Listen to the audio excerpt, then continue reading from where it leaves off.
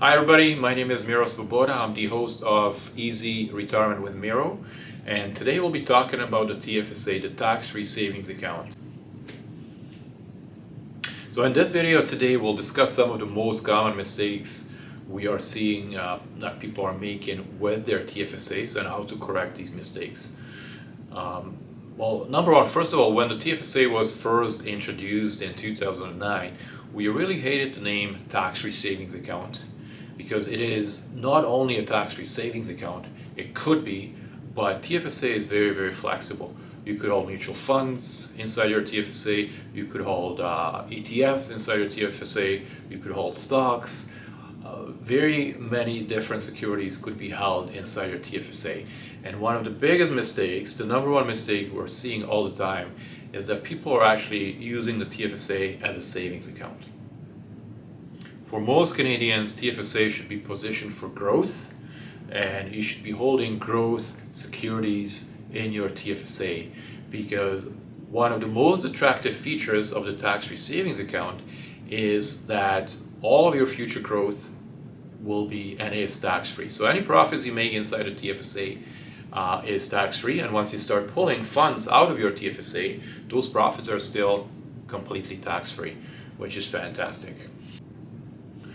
So the bottom line is, and the number one mistake, number one rule of the TFSA is to position the investments or the securities that you hold inside your TFSA for growth in order to take advantage of compound growth, and also the fact that all of your profits, all of your gains inside your TFSA will be completely tax-free. Whether you pull these funds out in 1 year, 5 years, or whether you leave the funds in your TFSA until the rest of your life, all of those profits will ultimately be tax-free. Now, let's move on to mistake number two. And again, what we're seeing very often is that in a spousal situation, one of the spouses' TFSA will be maxed out, and the other spouse will not have a TFSA at all, or will have very little to no TFSA contributions made to their account. Well, this is a mistake, since a spouse could gift funds to the other spouse, and the other spouse could invest in his or her TFSA and take advantage of growth and compounding for the family. Again, if we look at an example, and as we said earlier, the maximum contribution you could have made to your TFSA is $81,500. But if these funds were actually positioned for growth and were invested correctly, the balance, the market value of your TFSA currently should be at about $125,000. Now, if we look at a couple, husband, wife, age 55, 10 years prior to retirement, and if they did things correctly and they do have $125,000 in their TFSA each, they're sitting on about $250,000 of tax-free capital. Now, if we project this tax-free capital to normal retirement age 65, and if we include future contributions, $6,000 per year, and assume growth 7%, at retirement age, their combined TFSA should be at about $650,000. And again, I just want to remind you that this is $650,000 worth of tax-free retirement capital. So mistake number two that we're seeing all the time is having, in a spousal situation, having one spouse maximize their TFSA and not taking advantage of the contribution room that the other spouse has available. Mistake number three in the TFSA is not using or not taking advantage of the successor holder designation. Successor holder designation is only available in a spousal situation, and essentially what it allows you to do is, if one of the spouses was to pass on, full market value of the other spouse's TFSA rolls over to the survivor.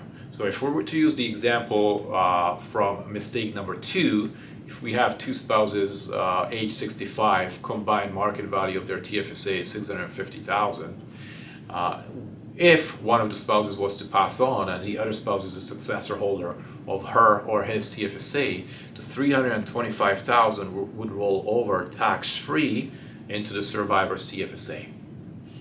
If the successor holder designation was not utilized and the other spouse was simply a beneficiary of that TFSA, the $325,000 would still be paid out tax-free to the survivor, but the survivor would not be able to contribute the $325,000 into his or her TFSA, which is a huge difference and huge benefit to actually utilize the successor holder designation in a spousal situation.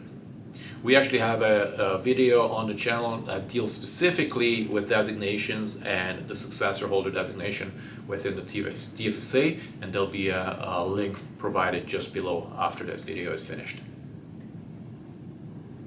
So mistake number 3 was not utilizing the successor holder designation correctly. Let's move on to mistake number 4, which is not really being aware of the contribution rooms and what impact will TFSA withdrawals have on future contributions. So as I said earlier, the maximum contribution somebody could have made by 2022 is $81,500. But also one of the rules of TFSA is that any funds that you will pull out of your TFSA could be contributed back into your TFSA January 1st of the following year. So let's say somebody needs funds early in the year, February or March. It would be a mistake to pull those funds in January, February or March. You would be much better off pulling those funds in December and then recontributing those funds in the following year.